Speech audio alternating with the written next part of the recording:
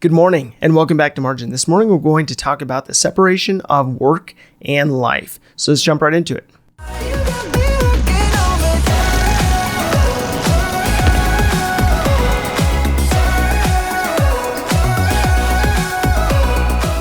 So once you've gone through the process of setting up a budget for the space that you need to revamp, going through the process of updating and decorating that space based on your needs, and then being able to figure out what to do with all the documentation that seemingly shows up.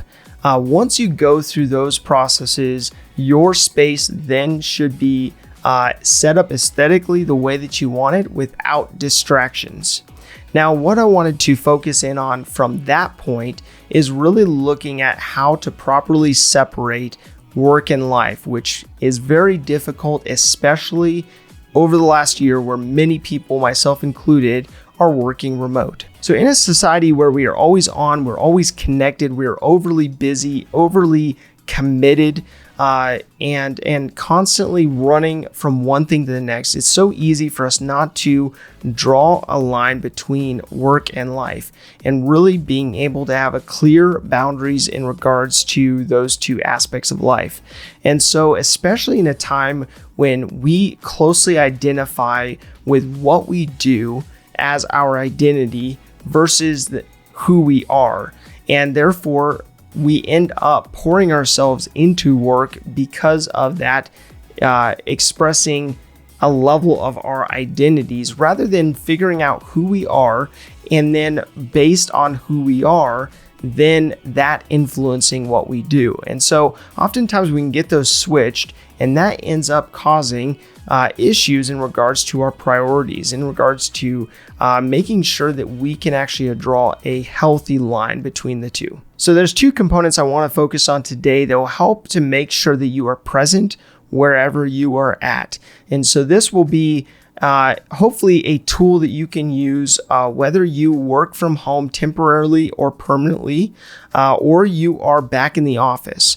And so when you're going through the process of setting up your space, setting up your office in your home, let's say you are permanently or at least temporarily working from home, you'll first set that budget, set up that space in order for it to be conducive for you to get into focus mode. So looking at having delineation between your work and your life, you may be still working from home. You may be temporarily or even permanently at this point working from home, or you may have returned to the office and maybe either temporarily or permanently working back in the office. So what I wanted to do is approach this two separate ways that will give you a tool for each approach in order to help you transition from work and from full focus mode into your home life.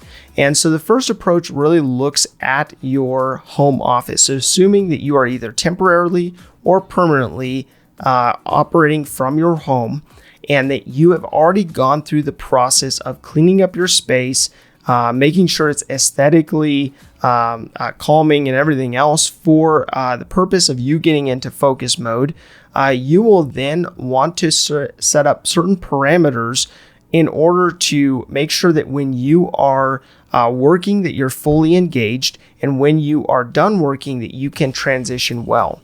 And so what I call this specifically is the threshold approach. And so the threshold approach means that you are in full focus mode in your home office, but once you pass through the threshold, you are leaving the conversations, the thoughts behind in regards to work, and you're transitioning your thought process for your home life. So if you have a spouse or kids, you are actually actively passing through that threshold, thinking about what you need to focus on fully after work.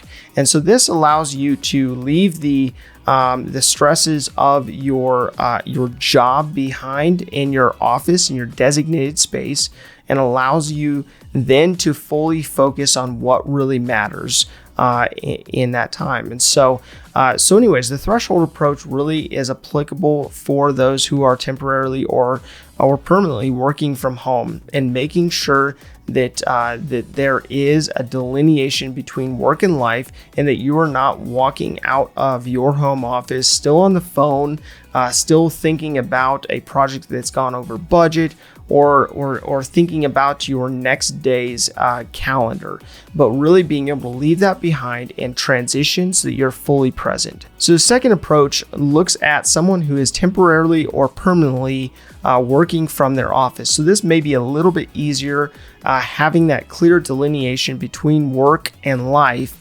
being that it's not the same place.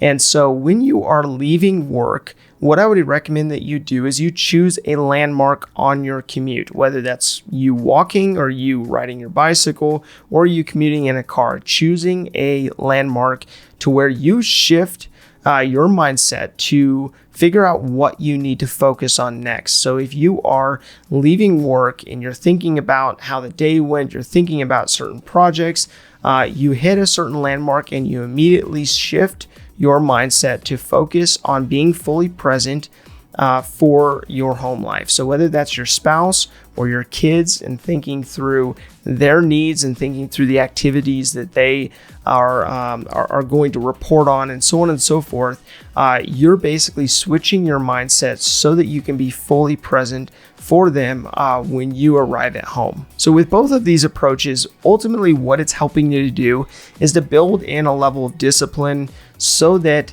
you have clear parameters, so that you are shifting mindsets into being present and fully present with what's right in front of you, what's most important at that time. And so you'll then be able to get into this mode and get into this rhythm of passing through the threshold or going by the landmark in order to shift that mindset so that you can be more effective in each of the places that you're fully focused in. Now, another consideration with this is you may want to set up your home or work office to be entirely different from an aesthetic standpoint, so that when you step into that office, you automatically know that that is it is you stepping into being fully focused on the tasks at hand, at the projects at hand, and then stepping out into your home life. It then allows you to fully focus on that home, on your life outside of work. And so the purpose of this is to then figure out what is priority at a given point in time and focus in on that. And as to reduce distractions and make sure that you are as effective as possible in each place. So my call to action today comes down to looking at these two approaches, seeing which one applies to you, and then utilizing this so that you are fully present in the places you need to be fully present in. And so I believe that this will be a tool that will be especially helpful in building margin into not only your personal life from a personal finance standpoint, but also in regards to being available to and present for those that you care for. And so that being said, if this information is helpful to you, please do like, subscribe, and hit the notification bell so you're reminded to come back on a daily basis and improve in managing your personal finances. Thank you for your time. Enjoy your day. We'll see you back here tomorrow.